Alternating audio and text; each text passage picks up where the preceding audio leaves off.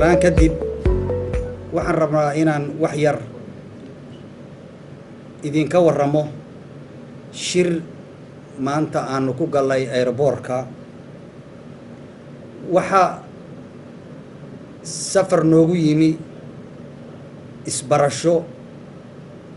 new naval force-ga EU naval force-ga ninka madaxda u ah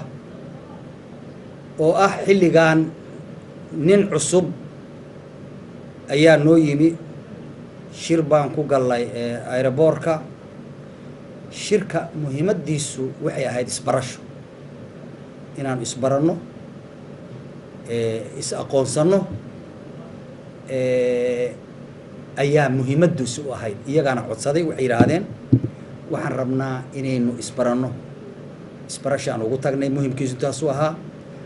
markaan wax yar dib ugu laabto qoladan la yidhaahdo EU cab oo Yurubiyaanka ah waxaanu leenahay wada shaqayn dhinaca badda ah oo ah dembiyada ka dhaca badda ayay naga caawinaan waxay noo tareen gareeyaan dad shaqaale ah mainly waxyaalaha ugu waaweyn oo laga hadlo ama aanu ka wada shaqeyno waxay ka mid tahay doonyaha ama maraakiibta ama dadka qaada smugglerska la yidhaahdo ama ha ahaadeen kuwa noocyada mataqaana taariibka ama ha ahaadeen cid kale oo wax la dhuumanaysa cid allaale ciddii badda uu ka galo shaki ayay nagala shaqeeyaan waxay noo tababaraan ciidamada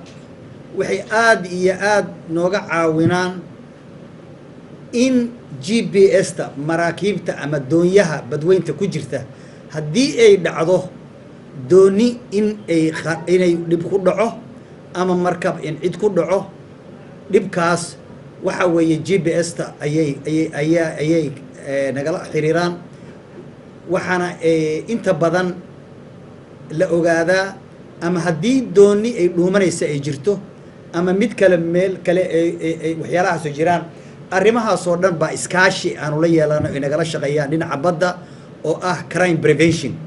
ayay nagala shaqeeyaan maantana ninka tiimkiisa ninka jaranka ah oo EU naval force-ga iyo tiimkiisu waxay noogu yimaadeen inaanu isbaranno oo tiimamkii hore aanu la shaqayn jiray ayaa la bedelay waa tiim cusub jarankuna waa cusub yahay marka isbarashada muhiimka safarka ama shirka iyagu maanta aanu airport ku yeelanay wuxuu focus garaynayay ama ahaa isbarasho waana idiin sheegayo isbarasho kadib waxaa naga waxaanu leenahay shaqooyin noocaasa oo ay naga caawinaan naga tareengarayaan naga caawinaan oo ah dembiyada badda ka dhaca marka muhiimadda shirkaasu intaas ayuu maanta ku koobnaa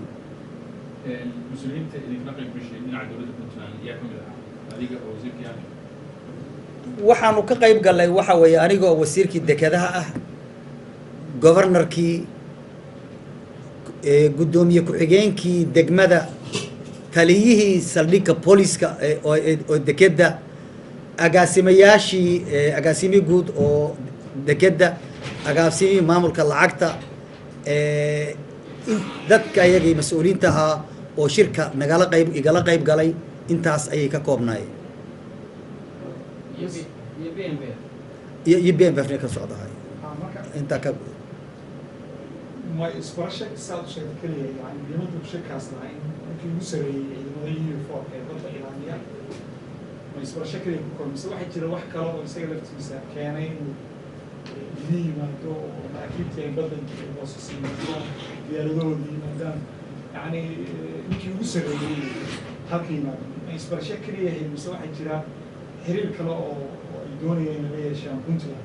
maxayse ahayd muhiimadda intaa laga Puntland siiyeen oo inay halkan ay noqoto meesha ugu horeysay oo ka bilaabo